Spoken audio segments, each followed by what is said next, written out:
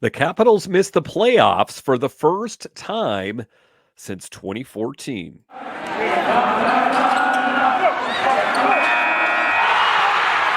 Your Locked On Capitals, your daily podcast on the Washington Capitals. Part of the Locked On Podcast Network, your team every day.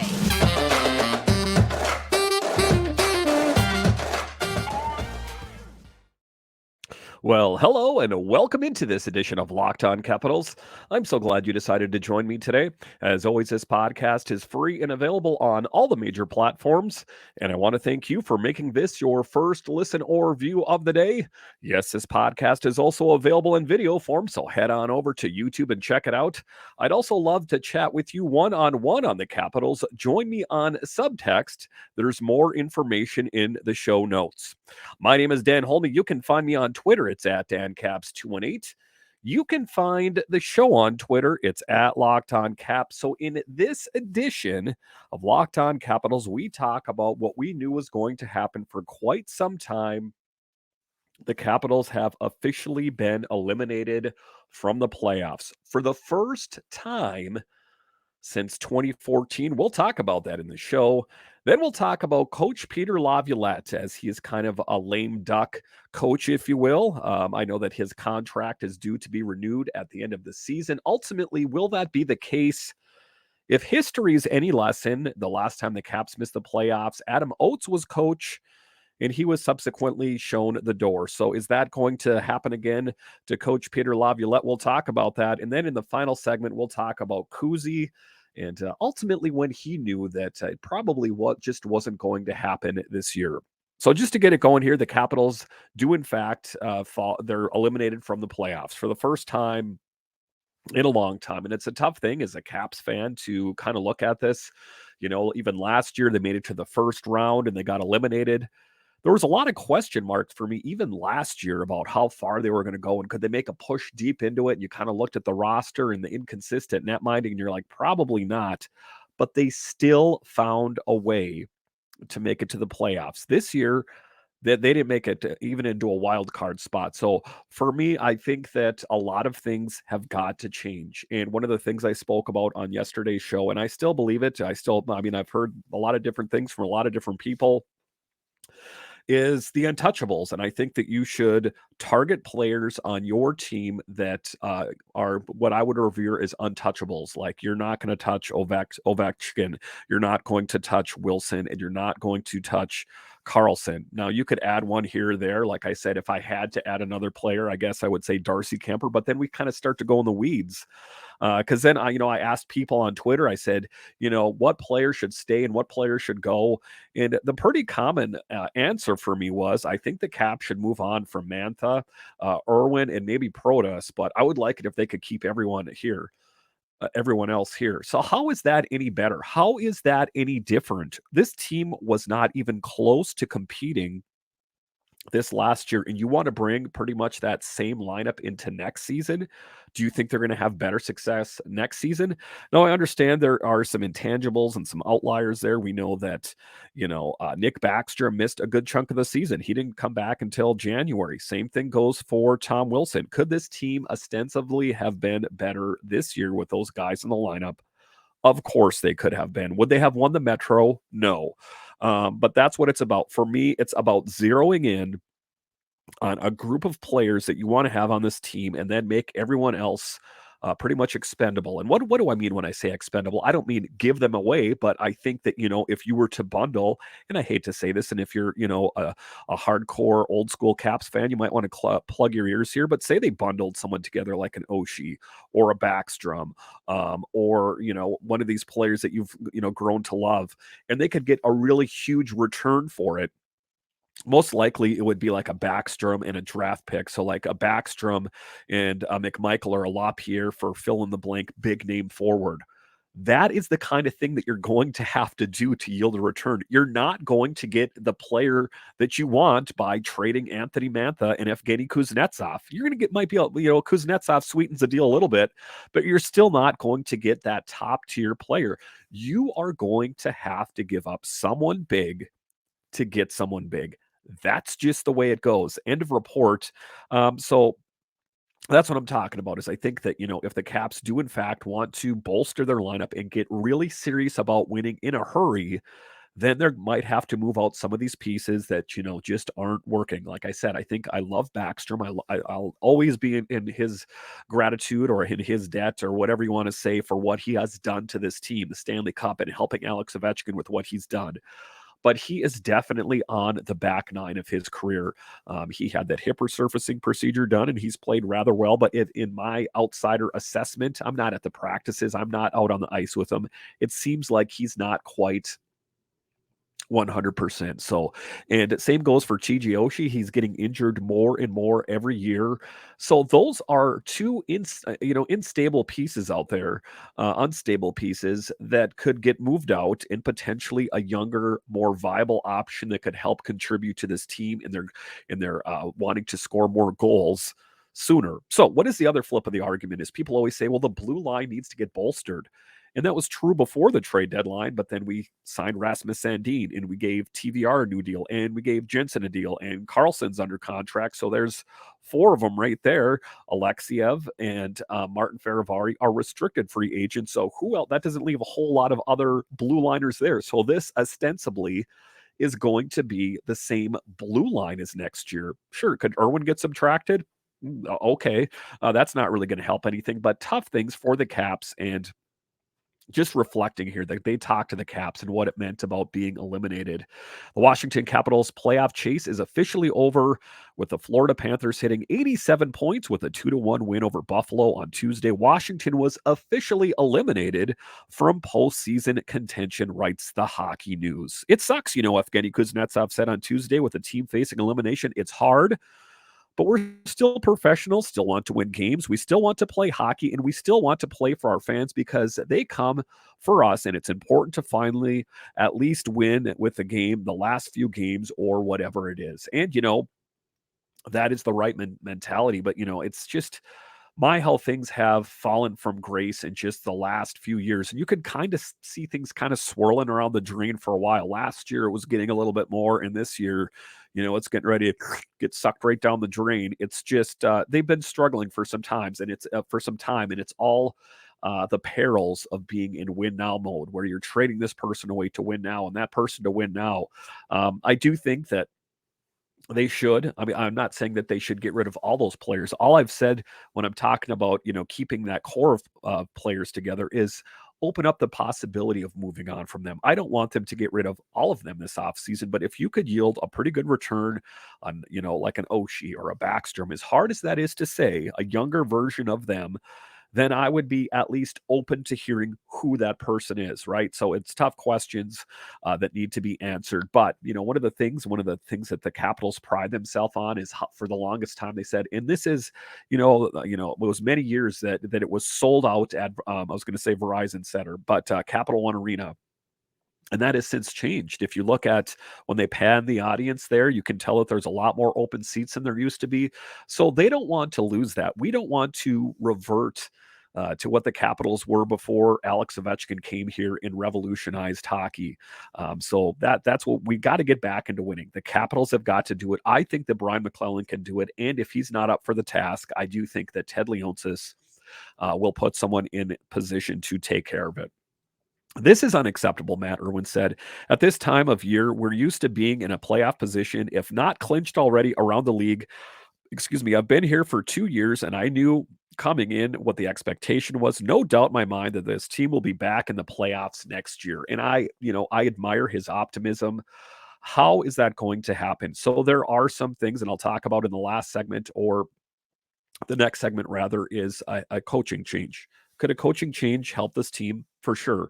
Take a look at when Barry Trotz came here. They won a Stanley Cup. So there is the proof in the pudding that a head coach can squeeze a little bit more juice out of an orange. It's just I don't know how much juice is left in this orange that I'm speaking of here. So possibly. And, we're talking about some of the front runners a little bit later too. It is always possible. Why you play hockey is you want to be in the playoff, Backstrom said. That's exciting, and that's what you live for. I mean, you want to win.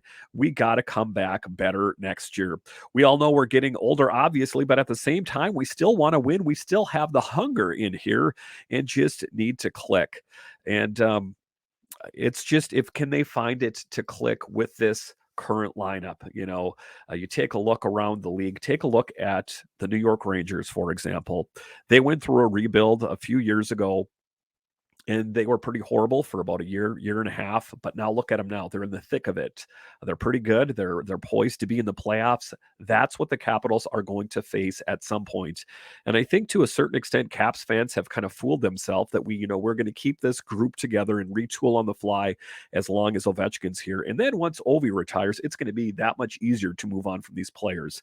It's not going to be any easier, and I think it would be advantageous for the Capitals to make some of those moves because and to live up to their end of the bargain. We told Ovechkin that he would play on a competitive team, and I know that through the years that has been the case, but it is definitely not the case this year.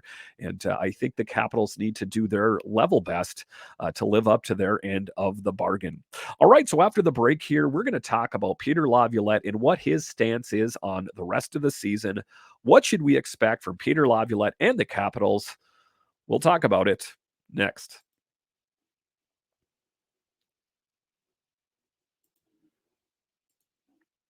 The NBA playoffs are almost here, and now is the perfect time to download the FanDuel Sports app on America's #1 sportsbook because new customers get a no sweat first bet up to $1,000. That's bonus bets back if your first bet doesn't win. Just download the FanDuel Sportsbook app. It's safe, secure, and super easy to use. Then you can bet on everything from the money line to point scores and threes drained. Plus, FanDuel lets you bet on everything and combine your bets for a chance at a bigger payout with a same game parlay. So don't miss a chance to get your no sweat first bet up to $1,000 in bonus bets when you go to fanduel.com/locked on. That's fanduel.com/locked on to learn more. Make every moment more with FanDuel, an official sports betting partner of the NBA. All right, welcome back into this edition of Locked On Capitals, part of the Locked On Podcast Network, your team every day. So one of the guys that's taking it the hardest in my take on it is Peter Laviolette, and he's kind of been dealt a bad hand. Do I think that his days are numbered on the Capitals? Probably. Whether it's fair or unfair, I guess that's up to you, to the fans to decide. That's up to Brian McClellan and Ted Leonsis and the ownership to decide. But for me, as someone that covers this team, I think he's got kind of an unfair shake. He's been up against it the entire time he's been coach here. Like we talked about yesterday with Hockey Troll from Caps Chirp, if it wasn't COVID, if it wasn't a myriad of injuries, he has had to deal with a lot of different things, and he has still ultimately put a pretty good team out on the ice. I know they didn't make it to the playoffs, but I think if it was, less of a coach, I think it would be even worse. Um, it's more reality than anything, head coach Peter Laviolette said in his weekly appearance on 106.7 The Fan Sports Junkies of the team's postseason miss. I feel like in the last maybe 10 days, there were some games that were really big. They were the teams that were right there with us, right in front of us, right behind us. So within regard to the wild card spot where we had to win, we had to find success, and we weren't able to get that done. And there were a lot of those games. I'm like, well, this is going to be the one that they turn the page on. This is going to be the one that, they struggled, but they're going to eke in there. They're going to find a way to back into that last wild card spot. It's done. So now it's about moving on and assessing the team. Laviolette, who has compiled 114, 75, and 26 regular season record in Washington, says his mindset is focused on the remainder of the season rather than dwelling on missing the postseason. I haven't thought about it that way, said the veteran bench boss who has exited the first round of the playoffs in his previous two campaigns in DC. Even still now, we want to go into work, and we're still going to go about business and prepare for our job just like we're supposed to do our best to win hockey games. So for me, that still hasn't changed. And why hasn't it changed? I don't think that Peter Laviolette's done in hockey. If he moves on from the Capitals, there's going to be another team around the NHL that's going to snap him up in an instant. Why? Because they know what he was up against. They know that Peter Laviolette is the winningest born U.S. coach, just a bit of a victim of circumstance. So the Capitals' loss is going to be another team's game. Hopefully Jeff Halpern or Spencer Carberry or fill in the blank is going to be a better coach, but we don't really know that. Maybe they could be a worse coach. We ultimately don't know. But, kind of the book on Peter Laviolette is he comes in, he's a fast burn. It burns white hot. and then it fades out. And that's kind of been the case, except we haven't seen that white hot yet from the Capitals. But COVID years, injuries, there's a lot of things to put into the calculator when you kind of look at who he is as a coach. Even though the reality has set in, it set in a few days ago. Certainly, where we're at in the standings, I think everybody realizes that, but still, my focus isn't about what am I going to do on May 1st. It's about the plan of going into Montreal and how are we going to play. So, just going day to day right now, trying to finish the season the right way. And that is the right attitude to have. And kudos to Peter Laviolette for still maintaining a positive attitude. I don't know if I could do the same thing under the circumstance. If I knew my job somewhere was done and I still had to hold that job and put a smile on my face, I think I might struggle with that a little bit. So, hats off to Peter Laviolette and the other coaches, essentially get hired to get fired. I definitely think this team can still be successful. Laviolette said, we were able to do it the 2 years prior. We were able to get through that adversity, make the playoffs, and ended up playing who finished first in the league in the first round. And we saw what happened when they faced the Panthers, and there was no way that that team had the pieces in place to go anywhere past the first round. To be honest with you, I don't think they even really belonged in the first round of the playoffs. They just kind of, caught fire at the right time and they made it there. And then Tom Wilson got injured in game one. And then the net minding came and bit us in the heels again, inconsistent one and inconsistent two. And it was a smoke show after that. So tough things lie ahead. And then we know what happened this year. Didn't even make it to the playoffs. So that's why, even though I don't think it's the right thing to do, I think that the Capitals most likely will move on and end up going with a different coach, just because to change the momentum. And it's really kind of tough that the head coach is always the fall guy in these situations, but it does appear that is going to be the case once again. I will keep you guys updated, of course, on Locked On Caps. That's why you have to follow and subscribe on Twitter. I'll keep you guys updated all through the offseason as well. All right, so after the break here, we'll talk about Evgeny Kuznetsov and when did he know that the Capitals were out of it. We'll talk about Evgeny next.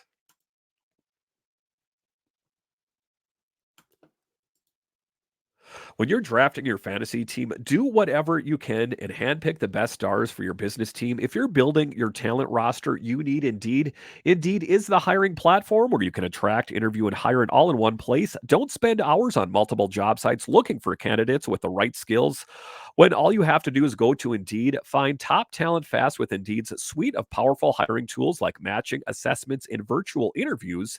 Hate waiting? Indeed's U.S. data shows over 80% of Indeed employers find quality candidates whose resume on Indeed matches their job description the moment they sponsor a job. So, Indeed knows that you're in a growing business and that you need quality candidates. You have to make every dollar count. That's why you need Indeed. You only pay for quality applications that match your must-have requirements.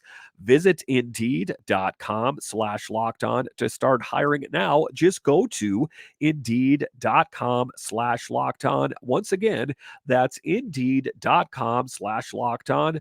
Terms and conditions apply. Cost per application. Pricing not available for everyone.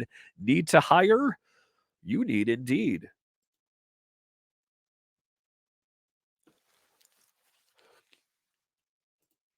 All right, welcome back into this edition of Locked On Capitals, part of the Locked On Podcast Network, your team every day. So it was kind of a feeling, kind of a feeling in the air that you could tell that this just wasn't going to be the year. And there's been that feeling out there for quite some time. And some of the insiders on the Capitals, they had that feeling before even game one was played of the season, just kind of looking at the battlefield and saying this team does not have what it takes. Me, I chose the optimistic route. I looked at Connor Brown, I looked at Dylan Strome and Darcy Kemper and Charlie Lindgren, and I thought this team looks pretty good. I think they'll at least, make a good push anyway. As it turns out, I was wrong, and the Caps didn't even make it to, round one of the playoffs. They didn't even make a wild card spot. So when did a lot of the other players, in this case, Evgeny Kuznetsov, when did he know that something was off? To be honest with you, I kind of accept that a couple of games after the Pittsburgh game, to me, there were probably still a chance, right? Kuznetsov said, but there was, I think Pittsburgh probably deciding everything. I know there's a chance after that game, but pretty much after that game was the biggest game of the year. And if we want to fight for the playoffs, we had to win that game. And who came and stabbed us in the back? Anthony Mantha, where he coughed up the puck to Evgeny Malkin, led to a scoring opportunity, and the curtains were dropped on the Capitals season. Now, it wasn't over in that moment alone, but it kind of was in a lot of ways to Evgeny Kuznetsov's points. John Walton talked about it. I talked about it on the show. The impact of that Pittsburgh game and just, Anthony Mantha just doing what he had done all year, just playing half-cocked hockey. Like, he didn't really care. Like, I'm out of here, so who really cares? And that was the case. That was a very big game, probably the biggest goal I ever give up, and toughest one to swallow. Kuznetsov revealed, also adding that the result had lingered in his mind for a bit. What they were talking about here was with a minute and change left in regulation, Kuznetsov and his line with Alex Ovechkin and Anthony Mantha were on the ice to try and force overtime after rallying back from 3-0 deficit. Kuznetsov went up the ice. Mantha carried the puck up through the neutral zone. He then turned it over to Malkin, who broke away with the puck and fired it a quick shot past Darcy Kemper. This piece here in the Hockey News, that's what I'm talking about, and it was just kind of, it kind of wrapped up what this season was about altogether, wasn't it? It's about, maybe this band can get together and bang out one last really great single, right? And maybe it can blow up. It's not the case. That's why I've started to come to this conclusion, is I just don't think that this core group right now has got what it takes. Anthony Mantha's got to be gone. Kuznetsov out. All the other players that, aren't sure if they're all in on this team, and then some players that aren't pulling their weight. Yeah, there's some of the marquee names, and you know who I'm talking about, that aren't pulling their weight. That is why I listed my untouchables, and then everyone else is fair game. Not giving them away, but I want to listen to some options. How much can I get for a Backstrom? How much can I get for a TJ Oshie? Just listen. Phone calls don't cost anything. Just listen to the offer. Could probably be something. It's not going to be just one thing. Again, probably a Backstrom and, a big guy down in Hershey. If it can help this team win, what are we at? What else? This is what we're up against right now. I mean, we know that Backstrom has a couple years left. Tom Wilson needs a new deal after next year. It's a tough spot for the Capitals to be in. And if they want to be in competition somewhat soon, they've got to make earth-shaking moves. And I think now is the time. If you wait any longer, it's going to be years. Let's just take a look over at the Nationals. They just got done getting swept by the Rays. We knew that the national season wasn't going to be easy, but I don't think we knew it was going to be this hard. So I don't think that, another DC team needs to suffer this same fate. So we hope that Brian McClellan, has something up his sleeve, or, he can be creative, or he can do whatever he has to do. He's always impressed me. Getting Darcy Kemper here kind of knocked my socks off. I got to be honest with you. So I know that he is capable of doing something. I just hope he makes the right move. Thank you for making Locked On Capitals your first listen today. Now make your second listen Locked On Game to Game NHL. Every moment, every top performance, every result. Locked On Game to Game covers every game across the NHL with local analysis that only Locked On can deliver. Follow Locked On Game to Game NHL, available on the Odyssey app, YouTube, and wherever you find your podcast. So once again, thank you for joining me on this edition of Locked On Capitals, where it's your team every day. When you're done here, make sure when you're using your favorite podcatcher, if it's Apple, Spotify, Stitcher, make sure to hit that follow or subscribe button. That way you'll know when the new podcasts are available. Also, there is a video counterpart, so hop on over there and hit subscribe on YouTube, and we can get those subscriptions going up, up, up. And I have you guys to thank. All right, once again, thank you for joining me on this edition of Locked On Capitals. My name is Dan Holme, and I'll talk to you next time.